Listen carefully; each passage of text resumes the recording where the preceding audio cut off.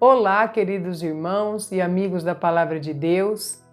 Eu gostaria neste momento de fazer uma reflexão com vocês sobre uma história que o nosso Senhor Jesus contou há aproximadamente 2000 anos atrás, que é sobre a parábola do fariseu e do publicano.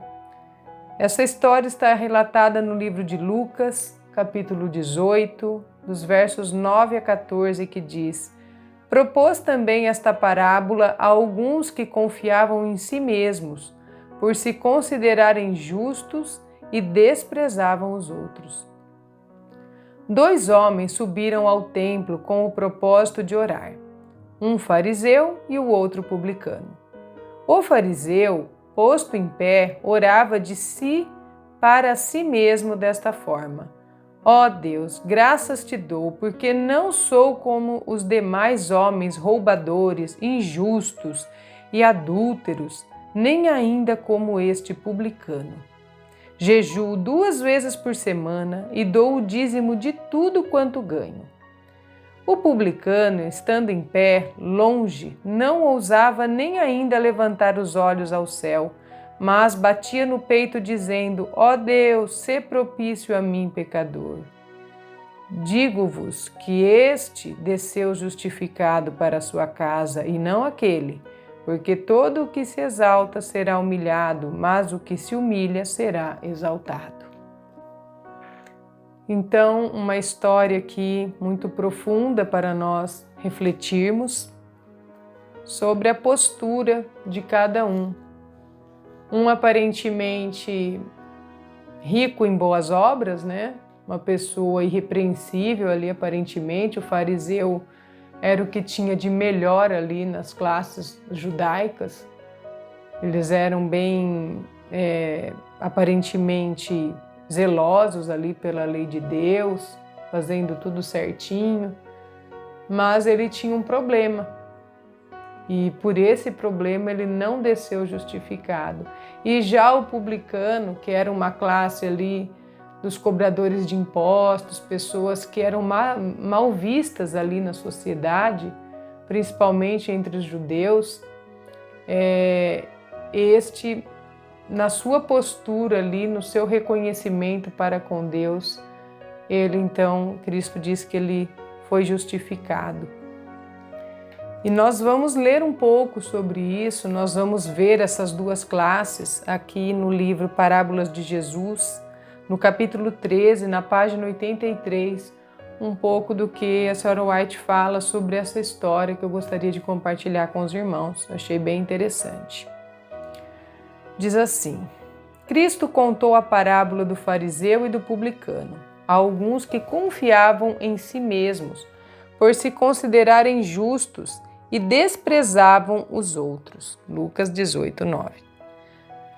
O fariseu subiu ao templo para adorar não porque sentiu ser pecador necessitado de perdão, mas por se julgar justo e esperar obter elogio. Considerava sua adoração um ato meritório que o recomendaria a Deus. Simultaneamente, ele deu ao povo uma demonstração elevada de sua piedade. Esperava garantir o favor de Deus e das pessoas. Sua adoração era motivada pelo interesse próprio. Estava cheio de louvor próprio. Isso era evidente em seu olhar, em sua postura e oração. Apartando-se dos outros, como se quisesse dizer: não se aproxime de mim, porque sou mais santo do que você. O fariseu ficou em pé e orava de si para si mesmo. Todo satisfeito consigo mesmo, pensou que Deus e que as pessoas consideraria como igual complacência. Então ali, esse homem, ele coloca ele se coloca numa condição favorável. Ele fica então em pé, ele começa a citar suas boas obras, ele começa então a se achar muito superior às outras pessoas. E aí diz assim: prosseguiu enumerando suas boas ações. Jejuo 2 vezes por semana e dou o dízimo de tudo que ganho. A religião do fariseu não alcançava a alma. Ele não buscava um caráter semelhante ao de Deus, nem um coração cheio de amor e misericórdia. Ele se contentava com uma religião que só se referia à vida exterior. Agia por sua própria justiça, o fruto de suas próprias obras, e julgava pelo padrão humano. Todo aquele que confia em si mesmo, crendo que por si só é justo, desprezará os demais. Como fariseu, ele julga a si próprio por outras pessoas e julga os outros por si. Sua justiça é avaliada pelas delas, e quanto piores elas forem, mais justo ele se sentirá. Sua justiça própria leva a acusar. Ele condena os demais homens como transgressores da lei de Deus. Deste modo, manifesta o próprio espírito de Satanás, o acusador dos irmãos. É impossível entrar em comunhão com Deus tendo esse espírito. Então ele volta para casa destituído da bênção divina. É muito complicada aqui a situação do fariseu. Ele então começa ali já a se colocar num ar superior, se achando melhor do que as outras pessoas. E ele começa a enumerar suas boas obras, né? Lembrando Deus daquilo que ele faz de bom, como se Deus precisasse que ele enumerasse essas coisas, né? Só que tudo isso destituído da justiça de Cristo. Ele estava confiando em sua própria justiça. E diz que quanto mais as pessoas fizessem atos ruins, mais superior ele se acha, né? Essa classe, mais, vamos dizer, vitorioso. Eu sou melhor, eu consigo, eu não faço como aquela pessoa, né? Eu sou muito melhor do que ela. Era esse o sentimento, então, do fariseu. E aqui, continuando a leitura, ela vai falar um pouco sobre a postura, então, do publicano, que diz: o publicano entrou no templo juntamente com os outros adoradores, mas como se fosse indigno de tomar parte na devoção, apartou-se logo deles. Estando em pé, longe, nem mesmo ousava levantar os olhos para o céu, mas batia no peito em profunda angústia e aversão própria. Sentia que se havia transgredido a lei de Deus e era um pecador e imundo. Não podia esperar nem mesmo piedade dos que estavam ao redor, porque todos o observavam com desprezo. Sabia que em si não tinha méritos para recomendá-lo a Deus. Em um absoluto desespero clamou: ó Deus, tenha pena de mim, que sou um pecador. Não se comparou com os outros. Esmagado por um senso de culpa, estava como que sozinho na presença de Deus. Seu único desejo era alcançar a paz e perdão, sua única súplica, a bênção de Deus, e foi abençoado. Cristo relatou: digo a vocês que este desceu justificado para casa e não aquele. Então, muito interessante aqui a descrição do publicano, na maneira em que ele se coloca ali. Ele sabe da sua condição pecaminosa e ele vai ali com esse intuito de arrependimento mesmo, levando a Deus essa culpa e pedindo, suplicando então que Deus tenha misericórdia dele. Tem uma parte aqui, um pouco mais à frente, na página 85, que Ellen White escreve, eu achei bem interessante essa frase, que ela fala assim: nada é tão ofensivo a Deus, nem tão perigoso para o espírito humano como o orgulho e a presunção. De todos os pecados, esse é o que menos esperança incute e o mais irremediável. Então nós sabemos, irmãos, que a presunção, o orgulho, foi daí já que surgiu o mal, né, neste mundo. O próprio Satanás, ele caiu, né, por conta disso, por conta do orgulho, por conta da presunção. E assim também ele fez com que Eva tivesse esse desejo também de grandeza, esse sentimento de nós sempre buscarmos essa superioridade. Isso tudo nós temos incutido na nossa natureza pecaminosa. Isso é a raiz, eu acredito, do pecado, é o orgulho. E nós temos que lutar muito para vencer contra isso, porque é um mal que predomina na humanidade. Nós sempre queremos estar em posição superior. E isso é algo que desagrada muito a Deus, até porque o Rei do Universo, nosso Salvador, veio como servo nesta posição para nos dar este exemplo. Um pouco mais à frente, na página 87, a gente vai ver algumas recomendações também para não cairmos no desânimo, para sabermos que nós temos com quem contar nesta luta. Diz assim: em todo o poderio satânico não há força para vencer uma única pessoa que se rende confiante a Cristo. Ele fortalece o cansado e multiplica a força ao que não tem vigor. Se confessarmos nossos pecados, Ele é fiel e justo para nos perdoar os pecados e nos purificar de toda injustiça. 1 João 1,9. O Senhor acrescenta: tão somente reconheça a sua iniquidade, reconheça que você transgrediu contra o Senhor seu Deus, Jeremias 3,13. Então aspergirei água pura sobre vocês, e vocês ficarão purificados, e os purificarei de todas as suas impurezas e de todos os seus ídolos. Ezequiel 36:25. No entanto, precisamos ter conhecimento de nós mesmos. Conhecimento que resultará em contrição antes de podermos achar perdão e paz. O fariseu não sentia convicção de pecado. O Espírito Santo não podia nele atuar. Sua vida se apoiava numa couraça de justiça própria, a qual as setas de Deus farpadas e desferidas pelos anjos não podiam penetrar. Cristo só pode salvar quem reconhece ser pecador. Veio proclamar libertação aos cativos e restauração da vista aos cegos, para pôr em liberdade os oprimidos. Lucas 4:18. Mas os sãos não precisam de médico. Lucas 5:31. Precisamos reconhecer nossa verdadeira condição, do contrário, não sentiremos nossa carência do auxílio de Cristo. Precisamos compreender nosso perigo, ou então não correremos para o refúgio. Precisamos sentir a dor de nossas feridas, senão não desejaremos a cura.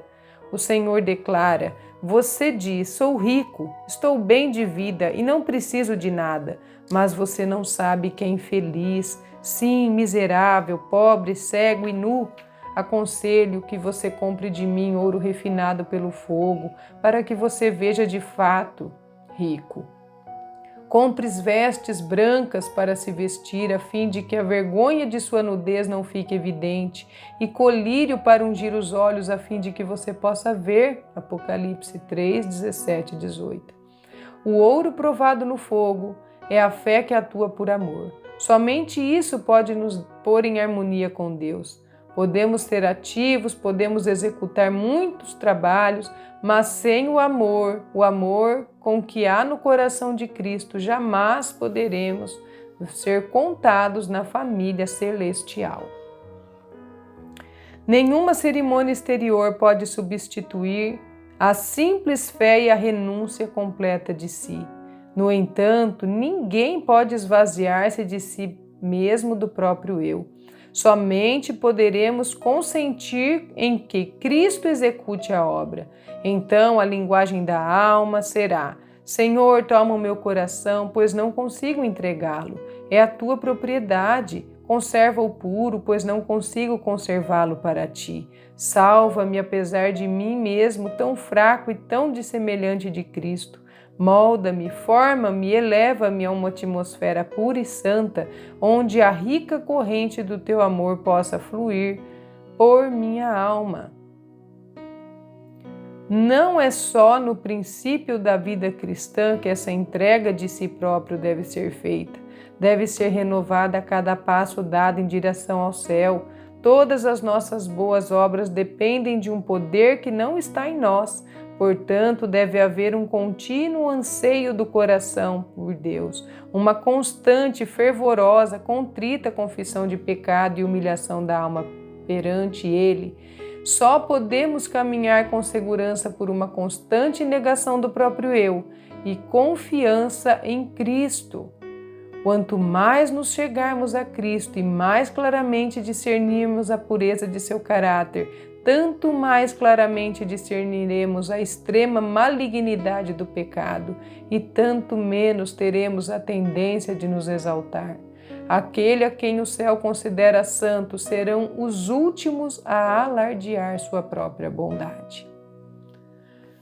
Textos então maravilhosos, irmãos, que devem mexer no íntimo da gente, né?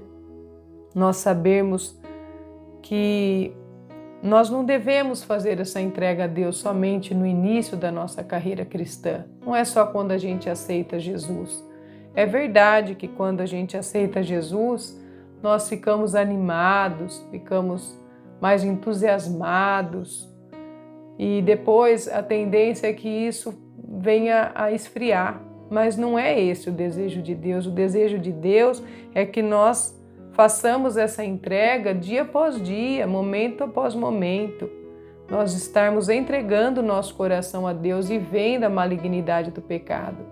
Hoje, no mundo que nós vivemos, as coisas boas têm se tornado ruins, as coisas ruins têm se tornado boas, e nós temos que ter essa firmeza em Deus, temos que ter essa convicção da malignidade do pecado, porque cada um de nós temos que nos conscientizar e conscientizar os outros dessa guerra que nós vivemos.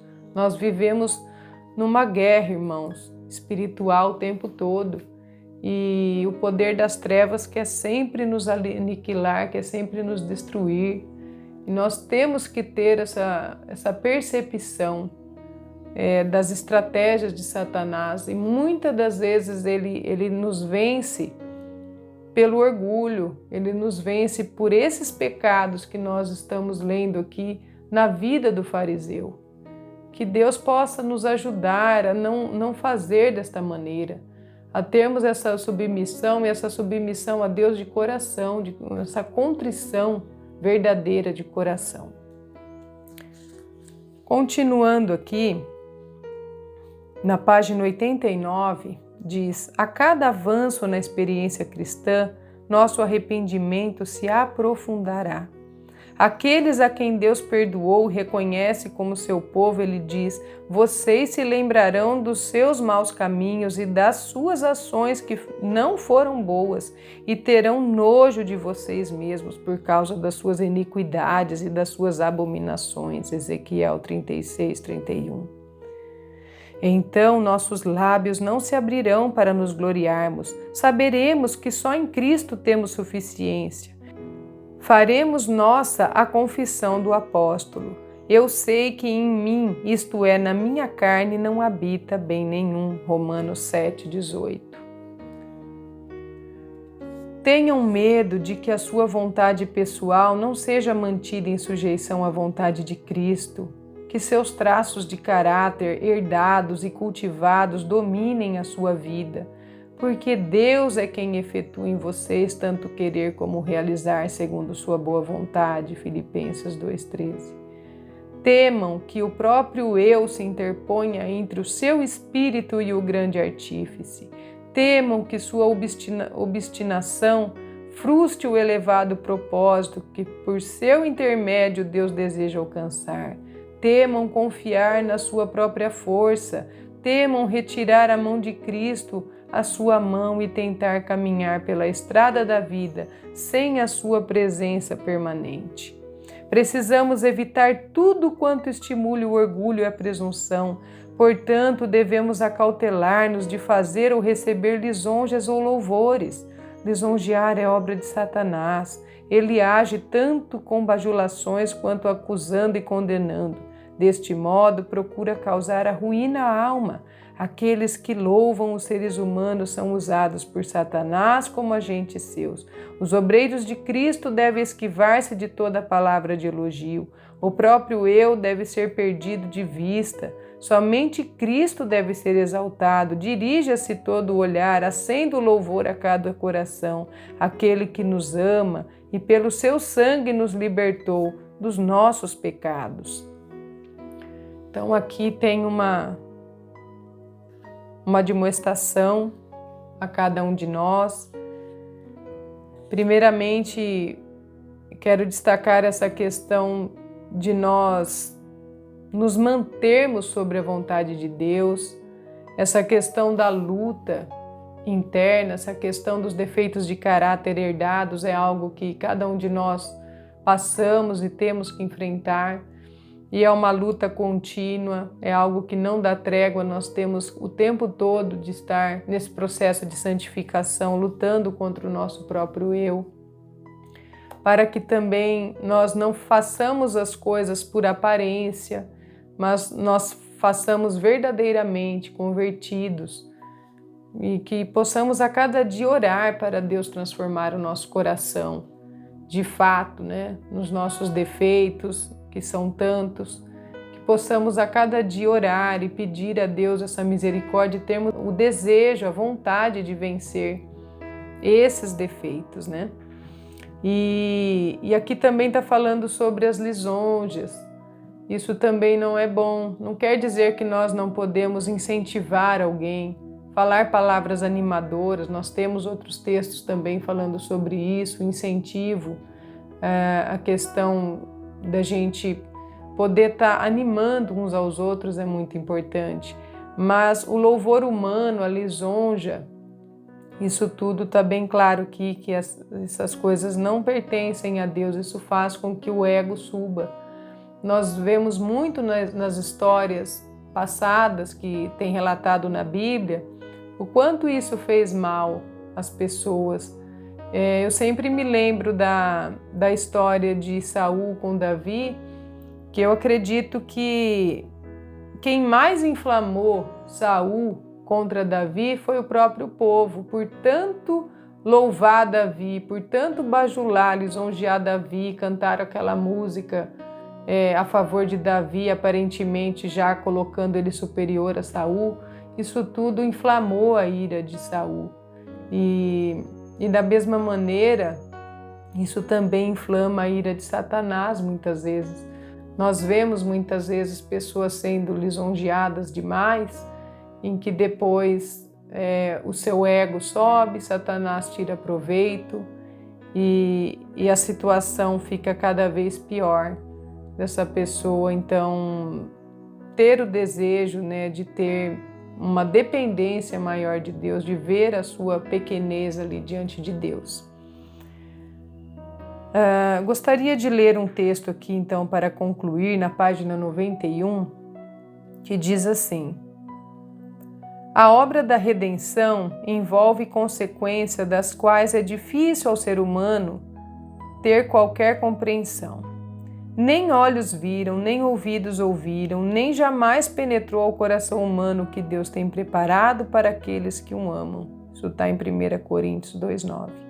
Aproximando-se o pecador da cruz erguida e prostrando-se junto a ela, atraído pelo poder de Cristo, ocorre uma nova criação. É-lhe dado um novo coração. Torna-se uma nova criatura em Cristo Jesus. A santidade atesta que nada mais há para requerer. Deus é o justificador daquele que tem fé em Jesus, Romanos 3,26. E aos que justificou, a estes também glorificou, Romanos 8,30. Grande como seja a vergonha e degeneração pelo pecado, ainda maior será a honra e exaltação pelo amor redentor. Aos seres humanos que lutam por conformidade com a imagem divina, será concedido um suprimento do tesouro celestial, uma excelência de poder que os colocarão acima dos próprios anjos que jamais caíram. O Senhor, o Redentor e Santo de Israel, diz ao que é desprezado, ao que é detestado pelas nações, ao servo dos dominadores: Os reis o verão e se levantarão. Os príncipes se inclinarão diante de você, por amor do Senhor que é fiel e do Santo de Israel que o escolheu. Isaías 49, 7. E em Lucas 18, 14, que nós já lemos, termina com esse texto: porque todo o que se exalta será humilhado, mas o que se humilha será exaltado. Esta é a promessa de Deus para com seus filhos. Nós vivemos no período, irmãos, de Laodiceia, onde nós sabemos que é essa característica desse período laodiceano, de estar rico, de estar enriquecido, de não sentir falta de nada, achar que já está tudo bem, já alcançou, já está superior, já está no topo. Mas nós vemos ali que ele será vomitado da boca de Deus se assim não se arrepender. Que nós possamos, mesmo estando vivendo neste período de Laodiceia, que nós não venhamos a ser laodiceanos. Ter esse sentimento de que nós estamos bem, que nós somos melhores do que os outros. Isso vale tanto pessoalmente como institucionalmente. Nós temos que ter sempre a nossa ligação, a nossa dependência, sempre ligados a Cristo. Que esta parábola venha nos fazer refletir sobre isso, sobre a dependência que esse publicano teve que ter. Ele se arrependeu dos seus pecados e ele viu, ele se apoderou então da força de Deus e por isso que ele fez essa paz com Deus. Que nós possamos a cada dia reconhecer a nossa pecaminosidade, tal qual esse publicano da parábola, que possamos buscar continuamente a nossa dependência de Cristo, buscando fazer a sua vontade, buscando a sua aprovação, mediante os méritos da sua graça. É o meu desejo e oração a todos. Que Deus nos abençoe. Amém.